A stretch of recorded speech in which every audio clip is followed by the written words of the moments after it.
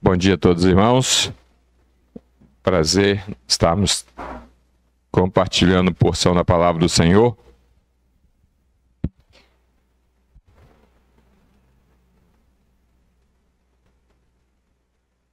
O título da lição, a noite em que foi traído, Essa expressão se encontra em 1 Coríntios, capítulo onde leu o texto áudio, capítulo 11, versículo 23.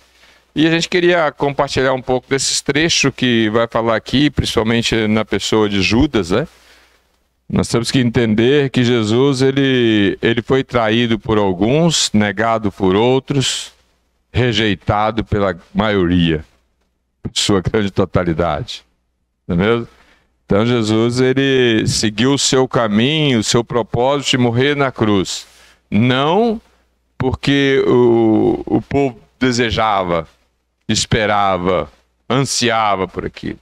Mas ele vai por causa de um compromisso assumido antes da fundação do mundo. Porque o Cordeiro de Deus, ele morreu desde a fundação do mundo. Então nós vemos que ele vem para cumprir algo que o Senhor Deus estabeleceu e nada tirou ele desse caminho. Nem mesmo a rejeição das pessoas.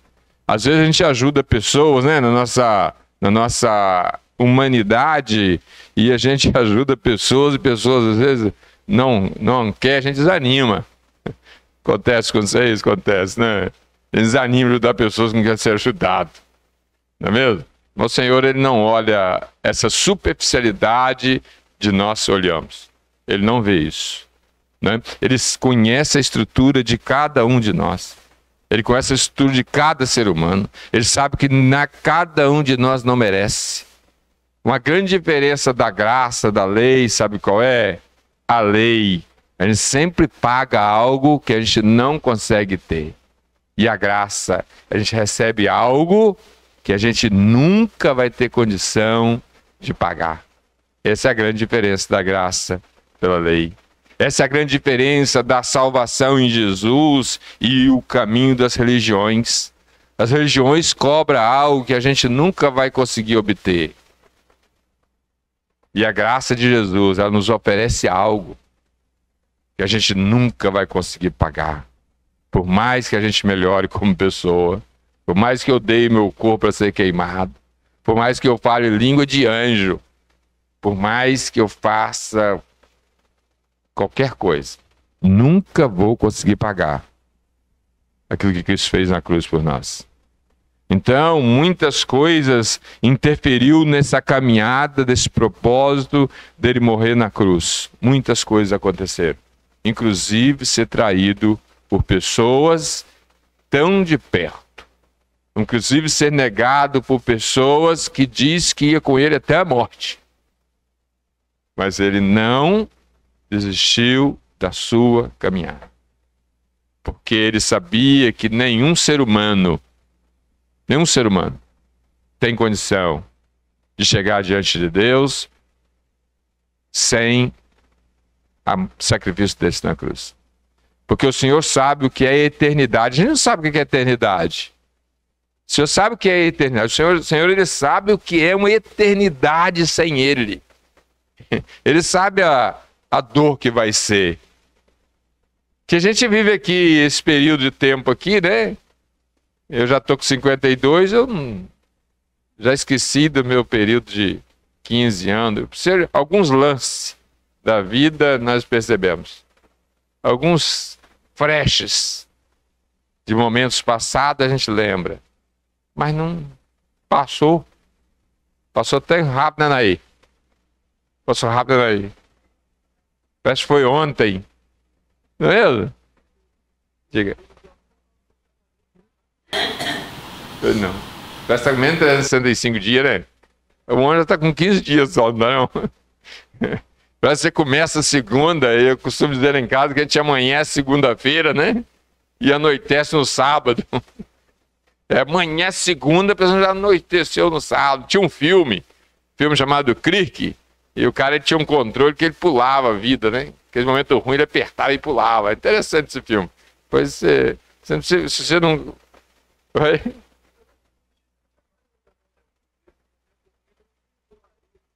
Chega no... Chega no final do filme, ele olha as coisas, ele velho já, e ele viu tantas coisas no passado que ele não conseguiu viver, porque ele pulou. Né? Ele pulou as experiências, não é mesmo? Então é isso, eternidade é algo que a gente nem imagina como é que vai ser, gente. Mas é algo tão importante que o próprio Deus, ele veio na Terra para morrer, para garantir isso para a gente. Se fosse uma coisa mais ou menos, né? É uma coisa mais ou menos a eternidade, sem Cristo. Eternidade sem Cristo é viver com salário mínimo, né? A gente vive tão bem com salário mínimo. Eternidade sem Cristo é morrer num final de... morar numa casebre, final de rua, que falta água, que o lixo chega de vez em quando, que o lixeiro não passa. Não é mesmo? Você não tem acesso a... Mas a eternidade não é só... a eternidade sem Cristo perda é muito grande. Então, por causa que leva ele a seguir todo esse caminho que ele percorreu para chegar na cruz do Calvário. Mesmo? Então, essa expressão, na noite que foi traído, né? É interessante. A gente queria abordar alguns pontos que a revista direcionou aqui, mas a gente queria abordar mais esse ponto do que aconteceu naquela noite. Não é mesmo? O que aconteceu naquela noite que Paulo retrata muito bem. Qual foi o ponto importante daquela noite? O que nós recebemos daquela noite.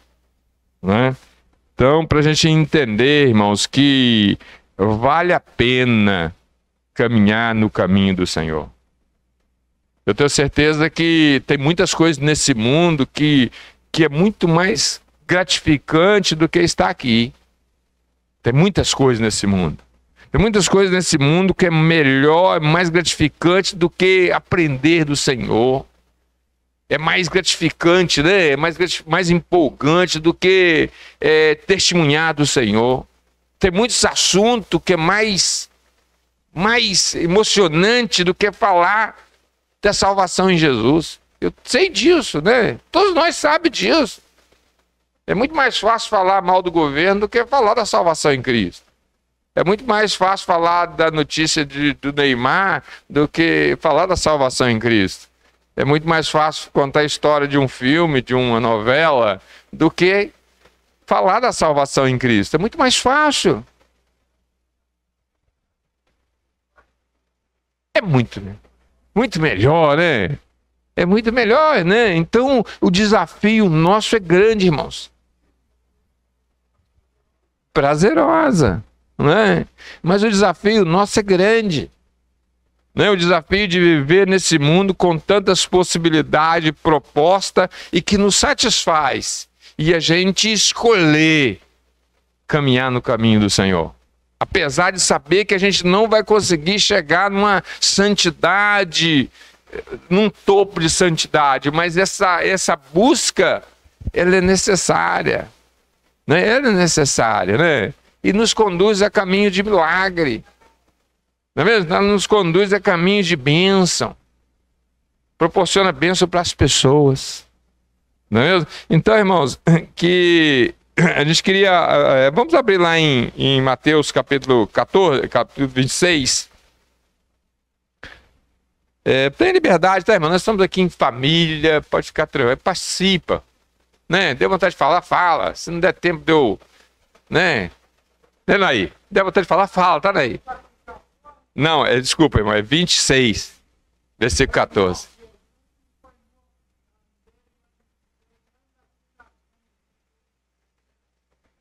Isso, desde a fundação do mundo também Pedro vai falar essa expressão, né?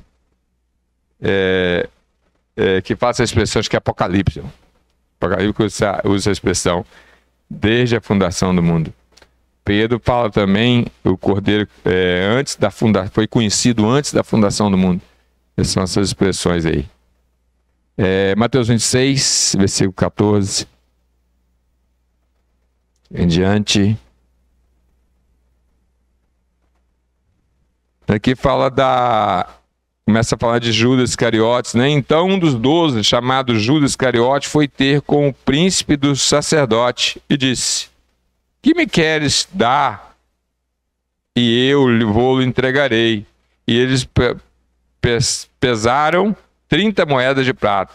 E desde então buscava oportunidade para o entregar.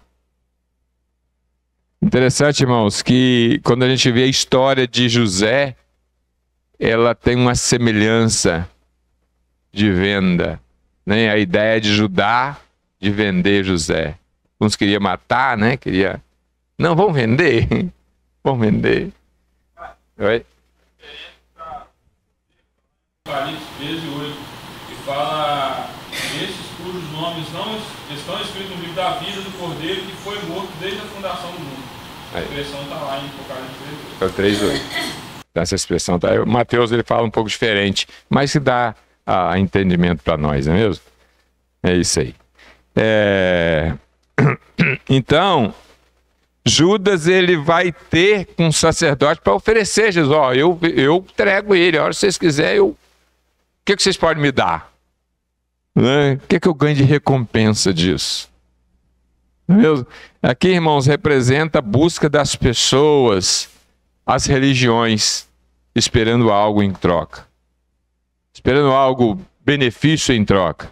As religiões, ela tem essa facilidade de oferecer algo em troca pela sua devoção. Oferecer algo em troca da sua bondade, né? Da sua bondade. Nós vemos isso nos meios religiosos. Oferecer algo em troca. Pela sua bondade, pela sua fidelidade, pela sua participação, né? A religião sempre tem uma proposta. Uma proposta. E ele aqui, ele vai buscar esse sacerdote, né? A Bíblia diz que lá no Evangelho de João, vai falar, Jesus fala com ele, aqui tá a negociação, aqui não está, o acontecimento vai acontecer lá na frente, aqui está a negociação, ele está negociando, né? Ele foi lá negociar essa entrega, né? Ele foi lá negociar, que não é aquela noite que Jesus fala assim, ó, você tem que fazer, vai e faça depressa. Né? Jesus vai falar isso com ele antes, naquela noite que ele vai realmente acontecer o fato. Aqui ele está negociando, ele está negociando com um sacerdote aqui. E aqui tem uma representação muito grande em relação àquilo que acontece com José lá no Egito, lá no Velho Testamento, lá né, quando os irmãos dele vendem ele. Porque toda a Bíblia ela vai falar de Cristo. Toda a Bíblia vai falar de Cristo. A gente acha, não, o Novo Testamento é que fala de Cristo. Não. Toda a Bíblia vai falar de Cristo, com as suas figuras, ensinos.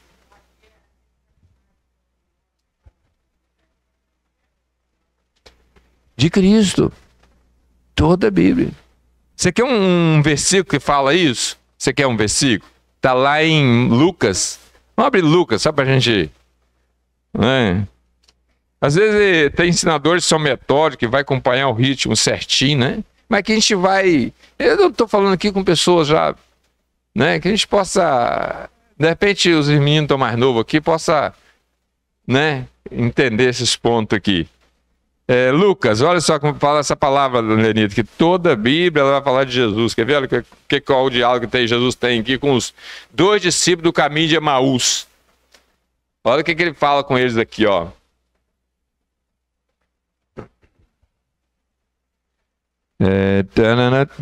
Versículo 24, 2 discípulos do caminho de Emaús.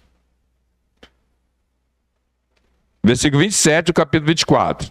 Olha o que está escrito no capítulo 24, do versículo 27. Aqui aquele relato, né, com os 2 discípulos do caminho indo para Emaús, e Jesus vai do lado deles conversando. E eles lamentando, né? Poxa, morreu a nossa esperança. E nós achava que ele que ia passar o cearal no pessoal de Roma, ia libertar o país, né? Trazer um governo, nós ia massacrar os romanos, né? Mais ou menos essa era a mentalidade, essa era a visão deles. Dos discípulos também, inclusive dos discípulos. Então eles estão aqui chateados, né? Deprimidos, desanimados. A esperança deles era a última esperança, né? Aí chega aqui no versículo 25. Vamos ver o versículo 25? E ele diz: honesto e tardo de coração para crer tudo que os profetas disseram. Porventura não convinha que o Cristo padecesse essas coisas e entrasse na sua glória? E começando por Moisés e por todos os profetas, explicavam-lhes o que deles se achava em toda a Escritura. Jesus é a figura central de toda a Bíblia. Toda a Bíblia. Toda a Bíblia. Por causa disso, irmãos, quando um judeu praticante, um judeu que tem conhecimento da lei, ele se converte, ele fica louco, velho. Ele fica apaixonado. Ele fica entusiasmadíssimo. Ele morre defendendo o evangelho. Ele morre. Ele vai para, ele viaja, ele entra no naufrágio, ele é chicoteado. Porque o judeu que tem conhecimentos pormenores, irmão, do Velho Testamento, da lei, pode falar.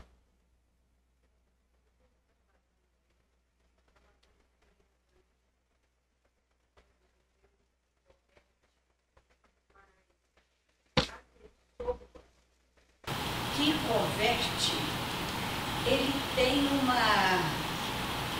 não só a mudança, mas ele fica realmente nessa situação porque ele percebe o perigo que ele estava. Sim, isso aí também. É. O perigo que ele estava. E ele pensa, meu Deus, se eu tivesse morrido, eu estaria no inferno.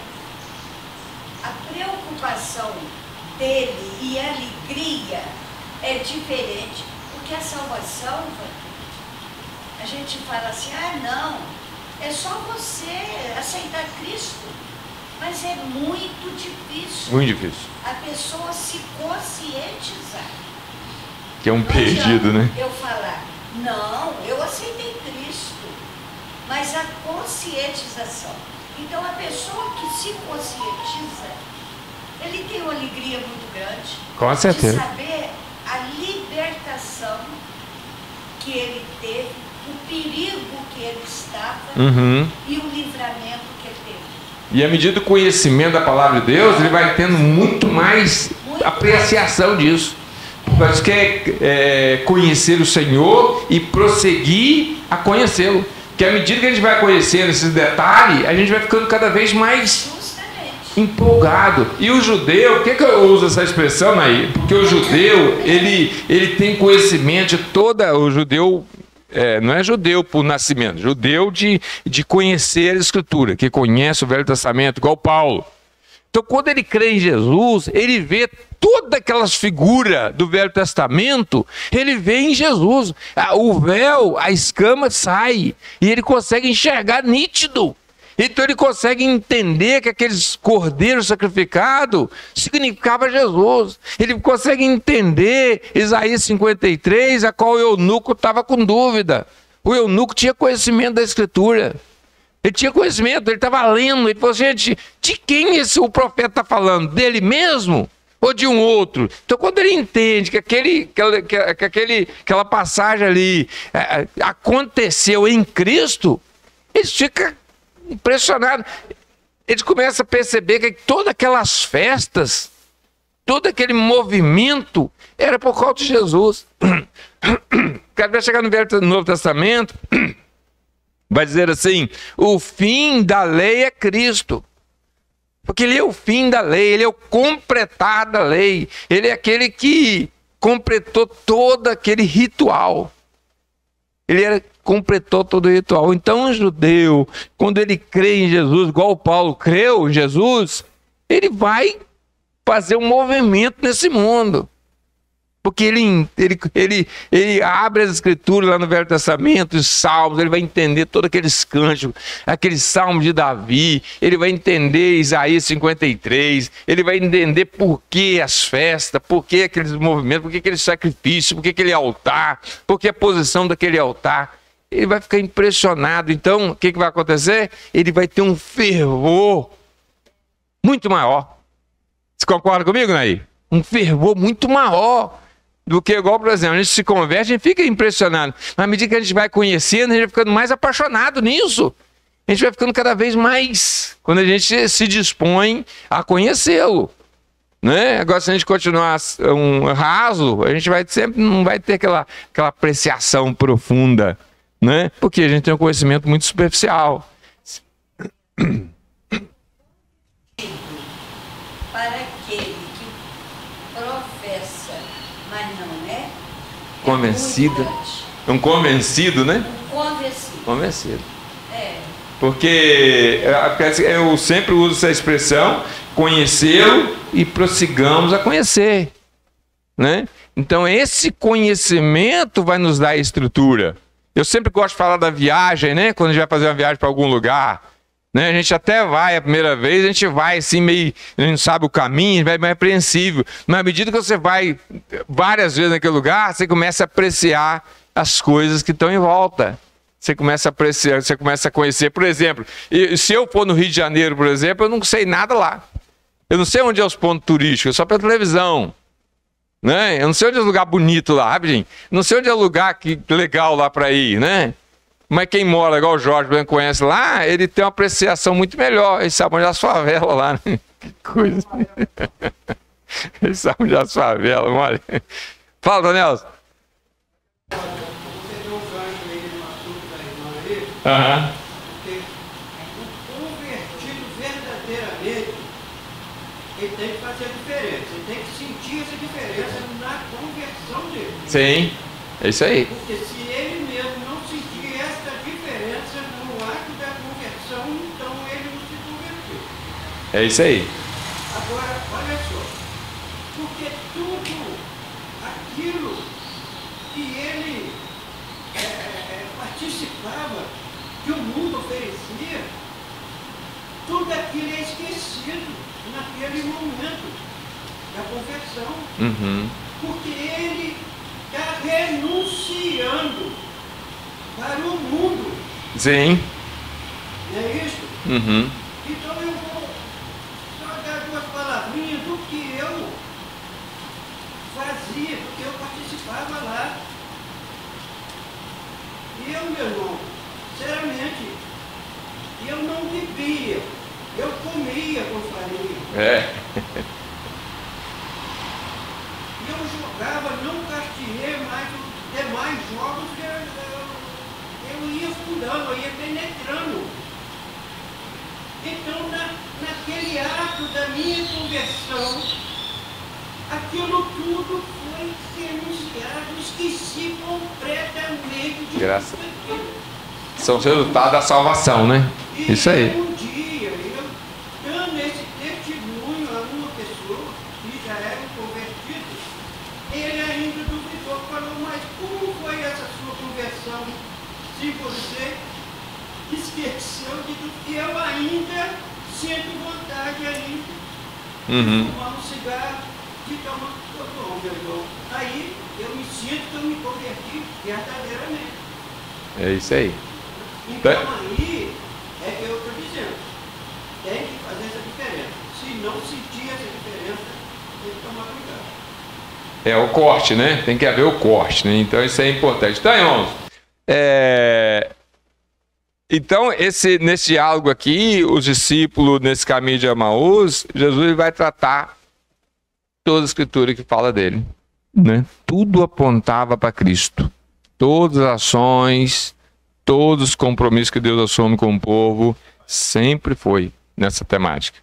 Outra passagem também semelhante a essa, do caminho de Emaús, é lá em João 5, lá no versículo 46, em Jesus falando para os fariseus, ele fala assim, ó, porque se vós criasseis em Moisés, creeríeis em mim, porque de mim escreveu ele. Aí você vai ver lá no Antigo Testamento, porque o Antigo Testamento tem várias figuras que de forma indireta ou meio que escondida aponta para Cristo, como é o sacrifício dos animais no Jardim do Éden, citado pelo Elenito. Mas tem passagens que são mais claras, por exemplo, essa de Deuteronômio 18, que relata que quando o povo se deparou com aquele monte pegando fogo, né, e ali eles escutaram a voz de Deus, eles falaram porque não queriam mais escutar aquela voz, nem ver aquele fogo, porque dava medo, porque eles poderiam até morrer, porque estava lidando com a santidade de Deus. Aí Deus falou assim com Moisés, então o Senhor me disse, lá no versículo 17 do capítulo 18, eles estão corretos naquilo que disseram. Farei com que se levante no meio deles, de seus irmãos, um profeta semelhante a você, se referindo a Moisés, em cuja boca porei as minhas palavras, e ele lhes fará tudo o que eu lhe ordenar. De todo aquele que não ouvir as minhas palavras, que ele falar em meu nome, disso lhe pedirei contas. Então aqui ele fala bem direto para Jesus, né? Moisés, o povo está certo, eles não podem ficar me escutando, porque eu sou Deus, mas eu vou fazer levantar um semelhante a eles mesmo, igual a eles. Vai ser igual a ele, igual aos seus irmãos. E quem der ouvido a ele, vai ser bom, né? E quem não der ouvido a ele, pedirei conta. Né? Moisés fala claramente Jesus. Falando, é isso aí, ó, tá vendo? São todos ensinos. Eu fico imaginando, quando eu vejo essa palavra de Lucas aqui, irmão, eu fico imaginando que estudo bíblico, hein? Gente, mas que estudo bíblico, hein? O próprio Jesus explicando aquilo que ele tinha mandado escrever. Não é mesmo? Fico imaginando a grandiosidade disso, né? Mas então, irmãos, eu tenho uma passagem aqui que vai falar a respeito de Judas, né? Judas, num certo figurado, a revista ela faz um comentário aqui sobre compromisso e comprometimento, né? Judas, ele tinha um compromisso. Ele tinha compromisso com o Senhor. Ele tinha compromisso com o Senhor, né? Andou com o Senhor aqueles 3 anos. Tinha compromisso com o Senhor. Ele era o tesoureiro do negócio. Não é mesmo? Se ele era tesoureiro, por que ele era o tesoureiro? Porque as pessoas confiavam nele. Porque ele inspirava confiança. Ele inspirava confiança, né? Então ele tinha compromisso com a obra. Ele tinha compromisso com Jesus. Mas não tinha comprometimento. Isso aí, larápio. A Bíblia vai falar sobre isso. Mateus. Com certeza.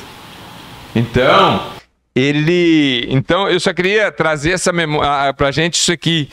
Ele tinha compromisso. Compromisso, às vezes, não nos transmite comprometimento, né?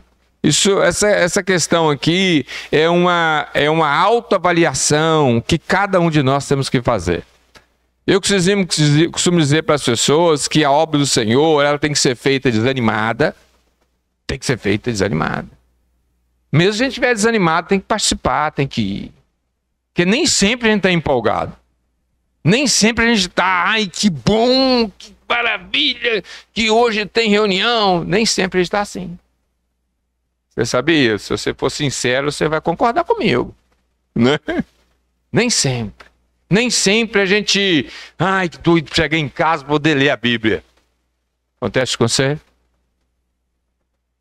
Ai, que vontade de chegar em casa para me ler a Bíblia, ler menos 10 capítulos. Não, doido para chegar em casa para ver uma televisão, ver um filme, a hora do jogo. Não, seja sincero. Aqui é uma autoavaliação, irmãos. Quando eu falo disso aqui, é a autoavaliação de cada um de nós. Não é eu avaliar suas condutas. Porque só o Senhor sabe o que passa no íntimo de cada um de nós. Só o Senhor sabe.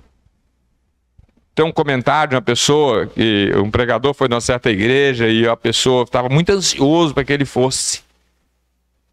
E que ele fosse àquela igreja. Ele foi na igreja, chegou lá, ele começou a pregar e esse irmão que estava ansioso que ele fosse, o pregador soube que ele estava ansioso que ele fosse, né? E mais ou menos assim a história. E esse irmão que estava ansioso que ele fosse, durante a pregação ele estava dormiu. E o pregador ficou assim meio assim, sentiu assim meio rejeitado, né? Meio assim desvalorizado, né?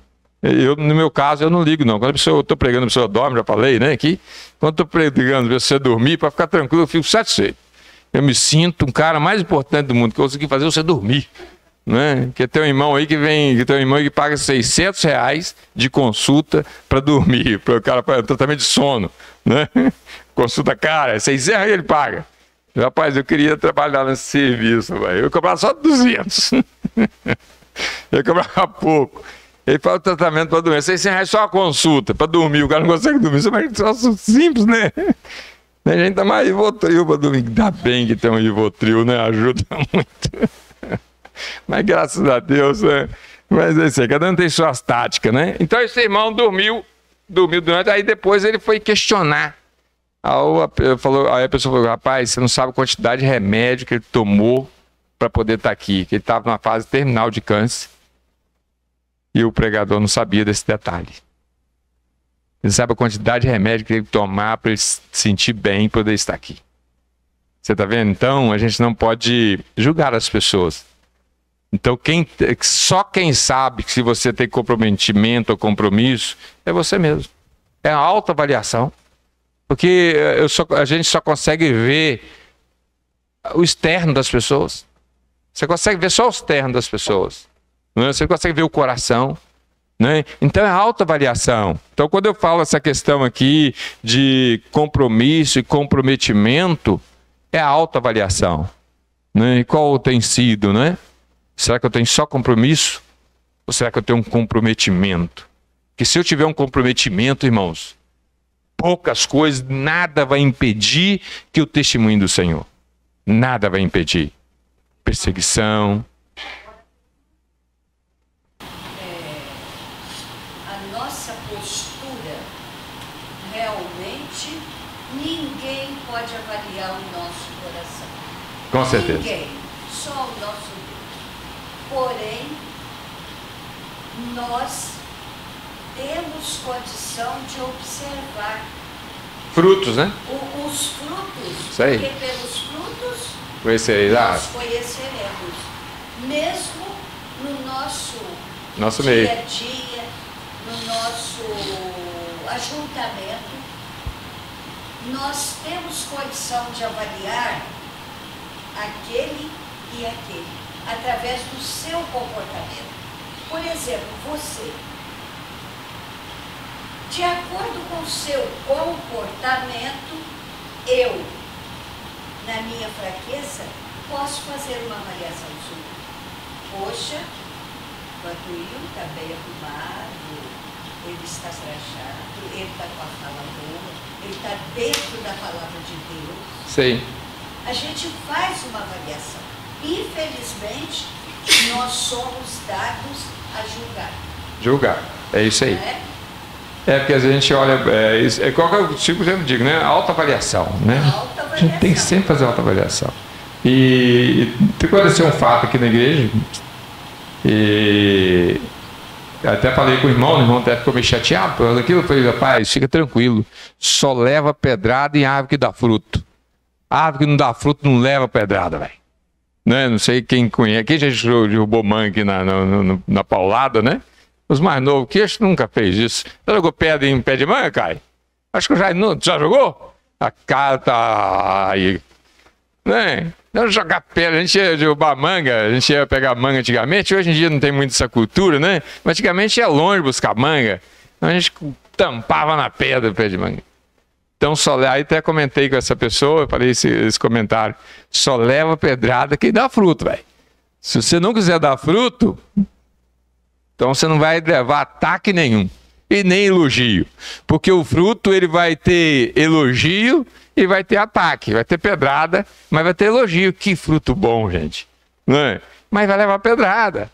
Então, produzir fruto vai trazer isso. É uma metáfora importante que dá pra gente entender, sabe? Que dá pra gente entender. É uma metáfora que dá pra gente entender, né? Então, irmãos, então Judas, ele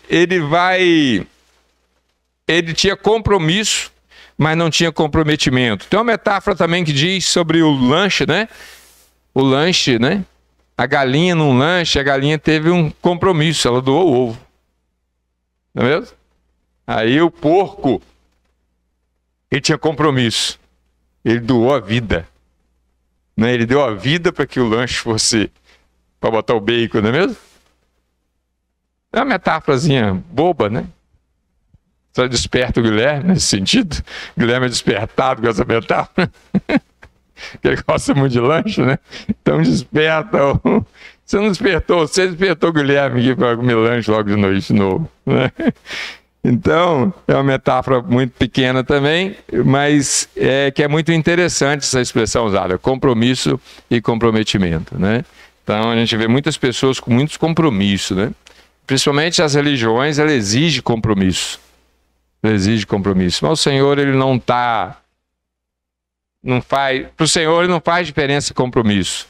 Ele quer pessoas com comprometimento, com entendimento daquilo, a real entendimento das coisas do Senhor, o real entendimento, né? Porque as religiões também, né, nos convidam a um compromisso nas coisas que eles ensinam, não é mesmo? Mas tem que se saber o que tem ensinado. Será que tem ensinado a salvação em Cristo Jesus? Eu desafio sempre pessoas a perguntar aos seus líderes religiosos, né? Está sendo filmado, eu vou fazer esse desafio para quem porventura ouvir. Essa pergunta: o que eu tenho que fazer para ser salvo? Eu sempre desafio as pessoas de religiões, eu sempre pergunto, sempre faço essa pergunta. Pergunta àquele a qual você confia espiritualmente, faz essa pergunta: o que eu tenho que fazer para ser salvo? A resposta está lá em Atos, capítulo 16, versículo 31. A resposta está lá. Se a resposta que esse líder religioso seu te der, que não for de acordo com o que está lá em Atos, capítulo 31, capítulo 16, versículo 31, repense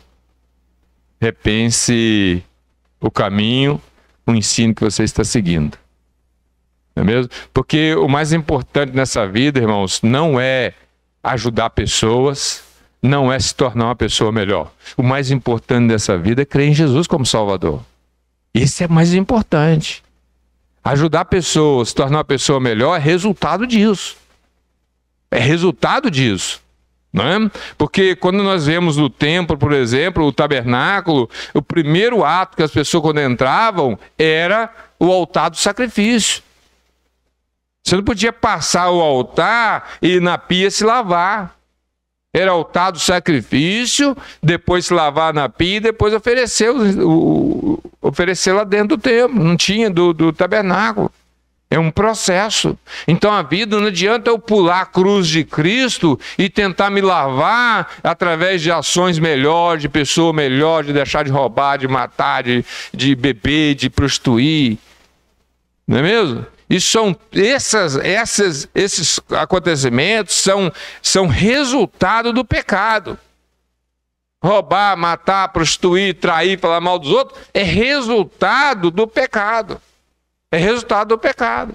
Santidade tem que ser resultado da salvação. Santidade não é para a salvação. Santidade é para o salvo.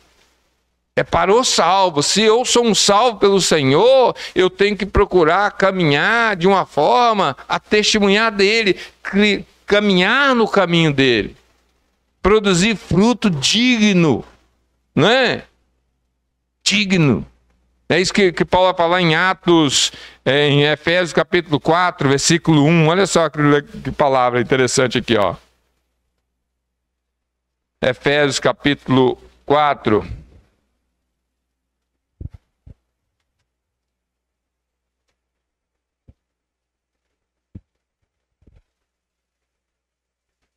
Rogo-vos, pois eu, o preso do Senhor, que andeis conforme é digno da vocação que fostes chamado. Que a gente possa andar dignamente. Resultado da salvação, irmãos. Resultado da salvação. Pedro vai usar outra palavra interessante. Vai dizer assim: se invocais por Pai, aquele que sem acepção de pessoa julga segundo a obra de cada um, andai em temor durante o tempo da vossa peregrinação. Ele nos exorta a isso. Pedro vai falar sobre isso, né? Então, tudo, caminho da santidade é após a salvação, não é para a salvação. Então nós vemos as religiões, ela nos traz uma proposta diferente. Ela fala que nós temos que fazer isso, aquilo outro para alcançar o céu. Mesmo assim não dá garantia. Agora a Bíblia, o Senhor Jesus, ele nos dá garantia. Ele nos dá garantia. Eu gosto sempre de citar Romanos capítulo 10, versículo 2, quando ele vai dizer assim: a minha oração por Israel é pela sua salvação. Porque tem zelo de Deus, eles têm zelo, Israel tem zelo de Deus. Tem zelo de Deus, mas não resolve. Né? Eu convivo com pessoas de religiões, eu vejo quantos zelos eles têm, quanta devoção, quanto empenho em cima para alcançar a salvação. Né? Alcançar a salvação. Tem uma música, um hino aí cantado nos últimos dias, falando que eu estou gastando a minha vida para ser salvo. Para ser salvo, irmãos. Mas essa não é o ensino que nós temos, que a Bíblia transmite para nós. Então Judas, ele teve, às vezes a gente fala assim, a gente pensa assim, os irmãos lá ensinam tão ruim os ensinos, tão fraco, tão pouco, né? Tem uma colocação que diz que Judas teve o melhor ensinador, o melhor pastor. Você imagina só, Judas andou 3 anos e meio com Jesus, ele viu o morto ressuscitar, gente. Ele viu o pão multiplicar, ele viu o cego enxergar, ele viu o aleijado andar. Você imagina só, que coisa, né? E às vezes as pessoas saem, abandonam Cristo, né? A pessoa abandona a fé. A gente fica impressionado, né? Você imagina o Judas.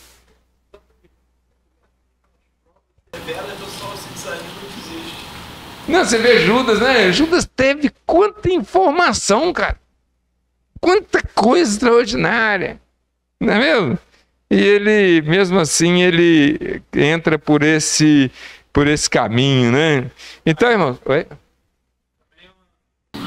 Uma passagem de Hebreus 6 que às vezes é usada para afirmar que se o cara não perseverar, ele perde a sua salvação.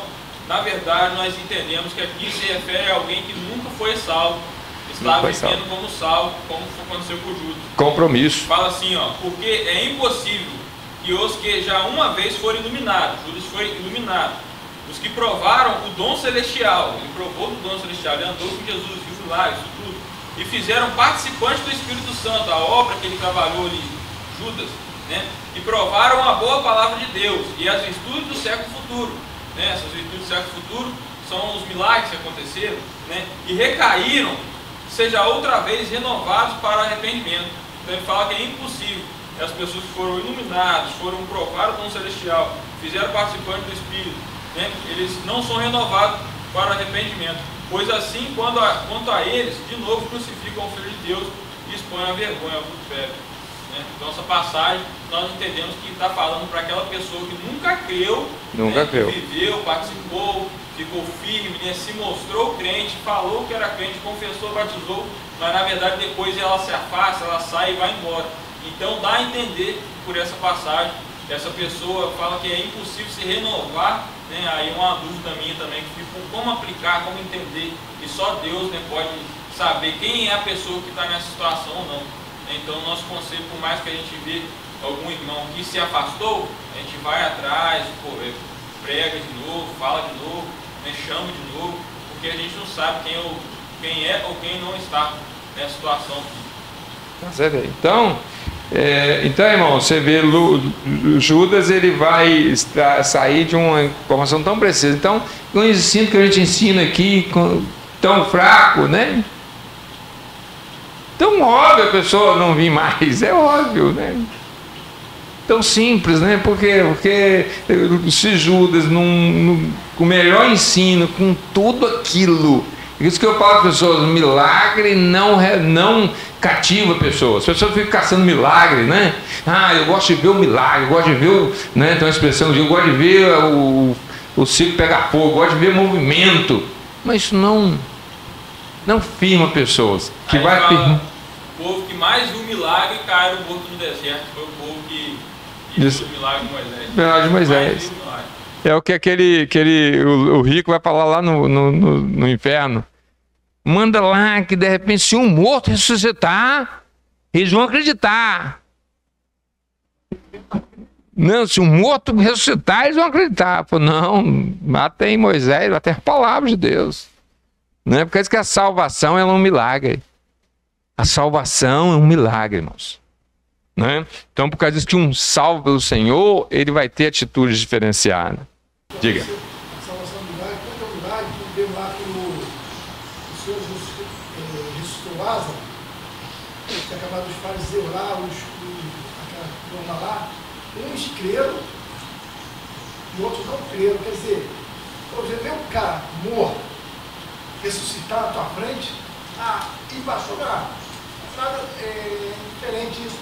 O povo de Israel atravessar o mar vermelho, daquele mar aberto. Peraí, todos tinham que se converter ali, todos tinham que mudar de vida, mas alguns se acreditaram, outros não. Quer dizer, é uma coisa individual, você não só misericórdia de Deus, Então eu quero deixar uma palavra aqui, principalmente para o mais novo que está aqui. Presta atenção, Davi, Clara e Caio, né? Principalmente o mais novo. Não fique esperando uma coisa assim emocionante para que vocês firmem compromisso com o Senhor. Porque muitas coisas emocionantes aconteceram no passado e pessoas não firmaram. Não é mesmo? Então não fique esperando um negócio mais entusiasmado, não. Fique esperando não, porque pode não vir. Pode não vir. Porque o entusiasmo, ele não pode esperar o entusiasmo de fora para dentro, mas de dentro para fora, do meu real entendimento, quem eu sou. Eu sou um salvo pelo Senhor. E a que preço eu sou salvo? Né? Por que eu sou salvo? Porque eu vou ter uma eternidade com Cristo, né? Então que esses motivos nos traga para nós um renovo e um entusiasmo. Né? Porque se você esperar um entusiasmo vir de mim, não vai acontecer. Né? Se você esperar o entusiasmo vir de outra pessoa, não vai vir. O entusiasmo tem que estar dentro de cada um de nós, entendendo quem eu sou. Eu sou um salvo pelo Senhor. Eu sou um filho de Deus. Se tem isso e não tem, eu estou na luta. Se tem o que eu gosto, não tem o que eu gosto, mas estamos juntos. Né? Estamos juntos. Então é isso que nós temos que ter esse era o entendimento que os irmãos do passado tinham, irmãos. Por causa que eles iam para a fogueira, por causa que eles eram mortos cantando de louvor ao Senhor. Não era a esperança de a igreja dominar o mundo. Você vai ver os crentes do passado, você vai ver que eles não tinham esperança que Roma ia cair, que o mundo ia se converter. Eles não tinham esperança disso. Ele tinha esperança de encontrar o Senhor nos ares. Ele tinha esperança de morar no céu. Então o que acontecesse aqui era fichinha. O que acontecer aqui é fichinha. É coisa simples. Fala. Hoje vemos as pessoas procurando palavras cativantes, né? Para animar as pessoas, né? Para animar todo mundo. Mas só olhar a crucificação da cruz, só isso já bastaria. Mas hoje as pessoas querem algo sobrenatural, como você fala, né? Uma coisa assim, para animar. Então, peraí, se isso não anima, se Cristo fez lá na cruz, se nos anima que nós íamos para o lado do fogo, e saímos do lado do fogo, vamos para o paraíso, para a cidade celestial, tem realmente muita coisa errada. Eu estava vendo um vídeo, né, de uma celebração de Natal numa igreja grandiosa lá nos Estados Unidos. Mas um negócio assim, fantástico. Tinha um palco grande, muita gente, um palco grande. Aí, de repente, chega um trenó pendurado num cabo de aço com o Papai Noel, aquilo abaixa na frente. Rapaz, que coisa bonita, gente. Não! Pensa um troço bonito. Pena que foi dentro da igreja, sabe? De pessoas que confessam Jesus como Salvador. Mas bonito, velho. Aquilo tá aqui, ó, troço bonito. Não é? Mas que troço fantástico. Não, um negócio assim, Adriano, aqui, ó, de encher os olhos, velho. Aquele Papai Noel, assim, num trenó legal mesmo, que veio, aquilo baixou lá no meio do negócio grande. um monte de gente cantando né, e aquela coisa, aquela encenação fantástica, foi de emocionar. Eu acho que duvido ali um desviar. Eu acho que nenhum ali desvia, sabe disso? Eu acho que todo mundo ali é fervoroso. Não, Papai Noel bem vestido, vermelho, barba branca bem feita. Não era um Papai Noel fajuto, não, sabe?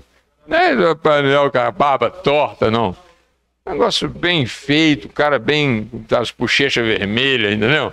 Nem esse Papai Noel magrelo, o cara bota uma barriga de portista, não. Um negócio organizado.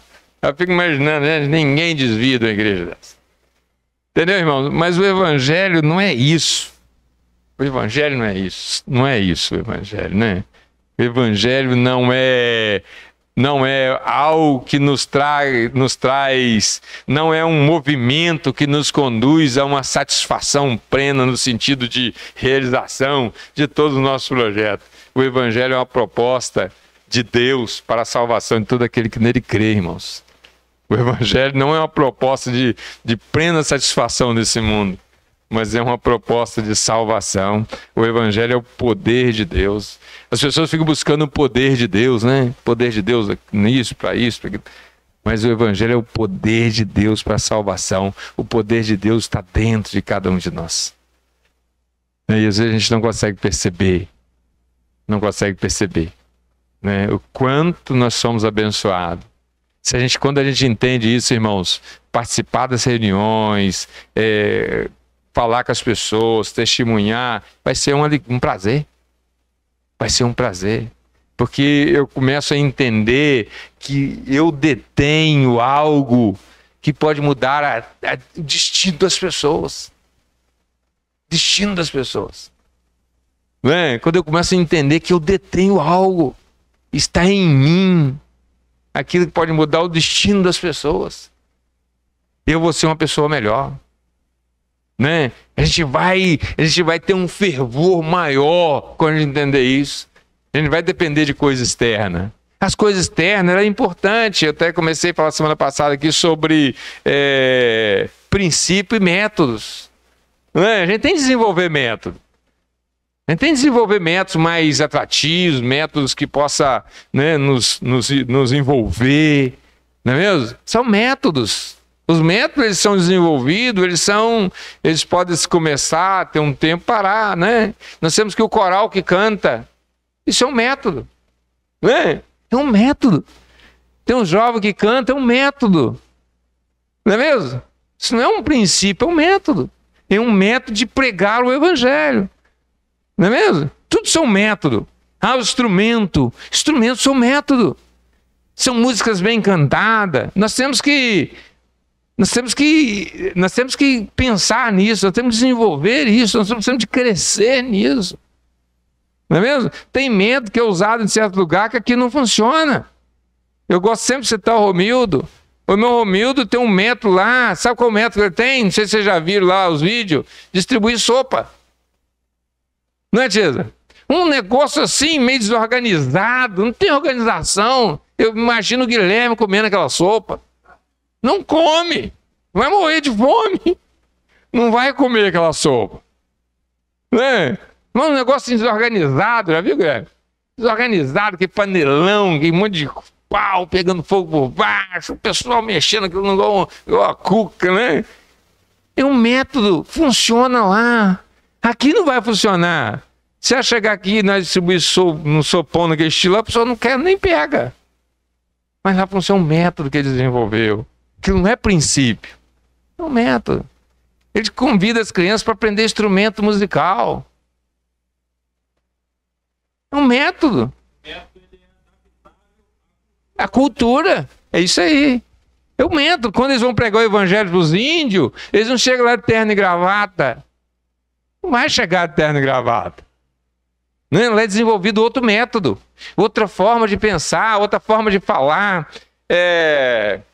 Eu vi um comentário de um missionário, ele falando que eles tentando traduzir a língua a língua, né, tentando transmitir as palavras bíblicas para a língua deles, né? E fé, eles não entendem o que é fé. Eles não conseguem entender, tinha dificuldade de entender o que era fé, né? Então ele conseguiu desenvolver lá um esquema de... Eles entendiam a fé como assentar. Assentar. Assentar é a palavra mais próxima da fé para eles entenderem. Entendeu? Aí eles conseguiram aproximar deles com essa expressão, assentar. Então, sempre quando ele falava fé, ele tirava a palavra fé e botava assentar, entendeu? Para poder dar entendimento. É método, entendeu? Eles desenvolveram um método para que eles pudessem entender o Evangelho, né? Então, é método, irmão. Então, nós como igreja, nós temos que desenvolver esse tipo de método, né? Para que haja, porque infelizmente nós somos seres interesseiros. Somos seres interesseiros. Nós gostamos de coisas que nos atraem, não é mesmo? Você vê pelas crianças, nós precisamos de coisas que nos atraem. E a gente precisa desenvolver método para que a gente possa sentir melhor, sentir mais atraído, mais envolvido, né? Então, desenvolver métodos. Cabe a quem? Cabe a cada um de nós tentar aproximar, se ajuntar e tentar pensar em método para que a pessoa o Evangelho possa ser pregado, né? Então, nós estamos chegando ao final. Então, irmãos, só um comentário sobre, só para encerrar, essa expressão, na noite que foi traído. Na noite que foi traído, o Senhor estabeleceu algo que traz para nós um simbolismo tão grande até hoje, que é a ceia do Senhor. A ceia do Senhor é estabelecida na noite que ele foi traído, né? A ceia do Senhor é algo que a expressão que Macintosh diz, né? A ceia nos lembra, nos traz a expressão que ele usa. Deixa eu só ver aqui que eu anotei, mas eu perdi. A Páscoa nos apontava para a cruz que estava diante. A Páscoa, quando o judeu celebrava a Páscoa, ele estava anunciando a cruz que estava diante. Quando toda vez que o judeu celebrava a Páscoa, ele estava anunciando a cruz que estava diante. E toda vez que a gente celebra a ceia, nós apontamos para a cruz que ficou para trás. A cruz que ficou para trás, ela é representada através da ceia do Senhor. Macintosh, ele traz essas palavras, né? Então, a cruz, ela apontava isso, e a ceia, ela nos aponta a cruz que ficou para trás. É o memorial que nós temos, irmãos. Então, a ceia do Senhor é um memorial. Toda vez que nós fazemos isso, nós trazemos a memória que Cristo morreu na cruz. A ceia não é nada sobrenatural, mas é uma lembrança fantástica que Jesus morreu e nos concedeu a salvação. A preparação para a ceia, ela se dá em Jesus. Cada um examine a si mesmo. E como? A Bíblia, a ceia, ela nos convida a 3 pontos importantes. Olhar para dentro de nós, ela nos aponta para o passado que Cristo morreu, nos aponta para o futuro que ele vai vir e nos aponta para dentro de nós mesmos. Não é? Então são os 3 pontos. Passado, Cristo morreu. Futuro, ele vai voltar e nós encontraremos com ele. E ele nos convida a olhar para dentro de nós mesmos, né? Para que a gente possa ter realmente entendimento do que é a ceia. Digno, nós nunca vamos ser, não é mesmo? Mas ele nos faz digno para estar aqui presente, para celebrar a ceia. Deus nos abençoe, em nome de Jesus. Oi, pode falar. Nós falamos sobre a traição do Senhor Jesus, o sacrifício do Senhor Jesus à cruz,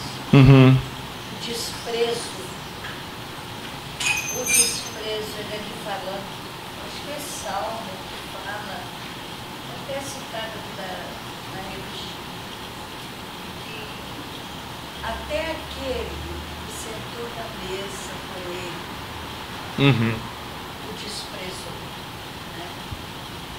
E a gente vê isso hoje também. O desprezo, o descaso que fazem, porque nós somos muito criticados. Com certeza. Criticados de falar, principalmente por alguns que não temem ao Senhor. Critica, nós somos aqueles povos, aquelas pessoas inadequadas, né? Com certeza. Mas esse é o desafio. Isso a gente vê esse exemplo desde o início. Desde o início. O desprezo, o descaso ao Senhor. Com certeza. E o descaso a nós. Mas não sabe o que está dentro do verdadeiro convertido. É isso aí. Que a gente possa... Prazer. Alegria, né? Por ser um salvo pelo Senhor. É isso aí. Nos espera. Né? Agora, o conflito deles deve ser muito grande. Conhecer a verdade e não aceitar verdadeiramente. Mas é isso aí. Então essa é a nossa missão. Testemunhar, falar, mesmo que seja rejeitado, né? Que Deus nos abençoe, em nome de Jesus. Amém.